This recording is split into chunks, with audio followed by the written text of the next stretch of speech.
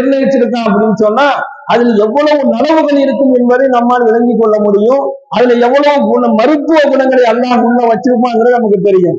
குர்ஆனுடைய வசனங்களை எடுத்துக்கொண்டாலும், நம்ம சாப்பிடக்கூடிய உணவு ரீதியாக, அதே மாதிரி ஹதீஸ்களை நம்ம எடுத்து பார்த்தாலும், சாப்பிடக்கூடிய உணவு ரீதியான ஹதீஸ்களை நம்ம எடுத்து பார்த்தாலும், உடல் சம்பந்தப்பட்ட விஷயங்களை நம்ம எடுத்து பார்த்தாலும், ஆரோக்கியமும் மருத்துவமும் இல்லாமல் குர்ஆனுடைய வசனங்களும் இல்ல, ஹதீஸ்களும் கிடையாது.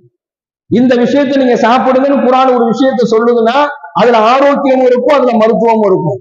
இந்த விஷயத்தை நீங்க சாப்பிடுங்கன்னு சொல்லி ஹதீஸை நம்ம எடுத்து பார்த்தோம் சொன்னா அதுல ஆரோக்கியமும் இருக்கும், மருத்துவமும் இருக்கும். இது அல்லாஹும் அல்லாஹ்வுடைய தூதரும் நமக்கு கொடுத்திருக்கக்கூடிய ஒரு அற்புதமான ஒரு விஷயங்களாக இதை நாம் கவனிக்க வேண்டும்.